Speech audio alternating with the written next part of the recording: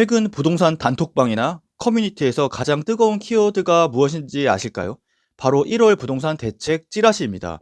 핵심은 간단한데 정부가 서울 25개구 자치구 중 강남, 서초, 송파, 용산, 마포, 성동, 강동구 이렇게 딱 7개 구만 토지 거래 허가제로 묶어두고 나머지는 모두 푼다는 시나리오입니다.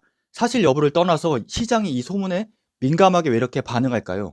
그것은 이 7개 구가 단순한 규제 지역을 넘어 국가가 공인한 핵심 입지라는 신호로 읽히기 때문입니다. 오늘 영상에서는 이 규제가 풀리는 2026년 과연 서울 집값이 어떤 광풍을 맞이할지 데이터로 한번 분석해 보겠습니다. 영상 시작 전 구독, 좋아요, 알림 설정 부탁드립니다. 이 토지거래 허가 제도에 대해서 간략하게 알아야 되는데, 이 토지거래 허가 구역으로 지정되면 주거용 토지는 무조건 실거주가 필수입니다.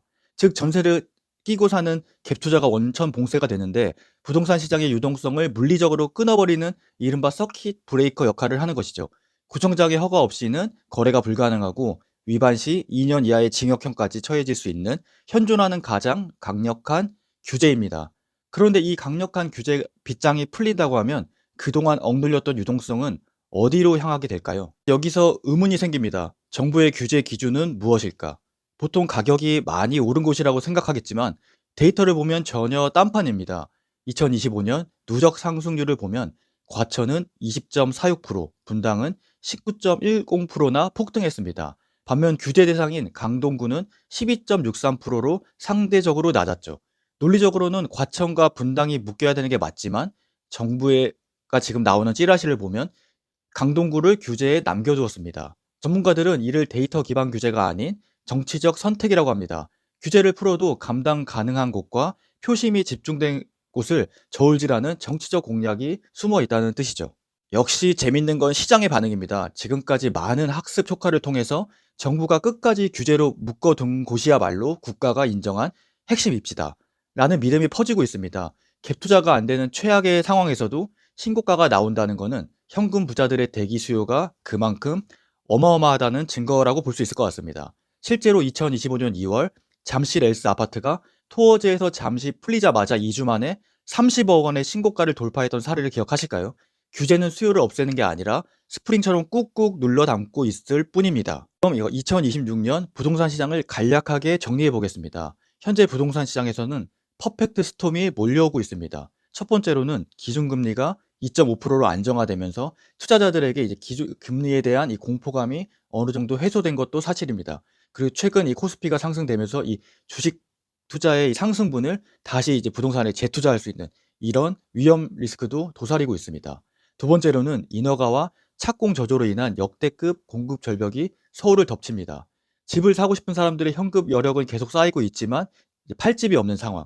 여기에 토지거래 허가제 해제라는 불씨가 꺼진다고 하면 시장이 어떻게 반응될지 상상이 가실까요? 그리고 이 부동산 시장의 가장 예민한 선거, 2026년 6월 3일 제9회 지방선거가 열립니다. 선거철이 되면 정치권은 유권자들의 목소리에 가장 민감해집니다. 특히 강남 3구와 용산구처럼 장기간 재산권 침해를 받아온 지역 주민들의 불만은 무시할 수 없는 표심이죠. 선거 전후로 이 표심을 얻기 위해 선제적 규제 완화나 정격 해제 같은 카드가 나올 가능성이 매우 높습니다. 정치가 이 규제 시작을 결정했다고 하면 해제 타이밍 역시 정치가 결정하게 될 것입니다. 그럼 이 규제가 해제되면 어떤 일이 벌어질까요? 결국에는 뭐 상상하기 싫은 스토리지만 네 가지 시나리오로 정리해 봤습니다. 첫 번째로는 이 갭 투자의 화려한 부활입니다. 실거주 의무가 사라지는 순간 부모가 자녀에게 사주는 증여 매수와 지방자산가들의 상경 투자가 쏟아질 것입니다. 둘째는 초양극화가 더 심해질 것이고 이제 규제도 없는데 굳이 외곽을 살 필요가 있나라는 심리가 강해지면서 서울 상급지 7개로만 돈이 쏠리는 독주 체제가 더 굳어질 것으로 보여집니다. 실제 이 재건축 재개발 시장의 폭발입니다. 토어제가 풀리면 지역마다 조금 다를 수 있겠지만 현금 창출 여력이 있는 이제 압구정, 여의도, 목동 같은 핵심 정비 사업지의 거래가 전면 자유화되고 더 상승을 부추길 것 같습니다. 넷째, 이 서울 핵심지의 글로벌 자산화인데 이제 서울 강남은 한국인들만의 시장이 아닙니다. 해외 교포와 물론 외국인 자본까지 가세하면 뉴욕 맨하탄이나 런던처럼 세계적인 안전 자산으로 격상될 전망입니다. 정리하겠습니다. 몇 달 전 그 이재명 대통령께서 수도권 집값은 잡을 방법이 없다라고 스치듯 이야기를 했습니다. 하지만 시장과 투자자들은 이 대사를 놓치지 않고 좀 더 공격적으로 계속 투자를 하고 있는 상황입니다. 분명 미래 세대를 위해서 집값 안정화는 맞지만 현실적으로 지금 이 유동성 풀리는 상황에서 이제 어느 규제를 펼친다고 하더라도 집값을 잡는 거는 쉽지 않아 보입니다. 그래서 단순히 이 토지 거래 허가 구역에 묶였다고 해서 이제 투자나 집을 사는 것을 멈추는 게 아니라 오히려 공격적으로 투자하는 방향으로 심리를 바꿔야 하실 것 같습니다. 그래서 이 토어제가 풀린다고 하면서 이제 노도강 이런 지역에는 점점 호가를 부르고 있고 계속 이제 나가지 않는 물건도 서서히 다시 거래가 되고 있습니다. 과거 이 10월 15일 정책 그 일주일 사이 동안 폭발적인 거래가 늘어났던 것처럼 지금도 서서히 이제 꿈틀거리고 있는 상황입니다.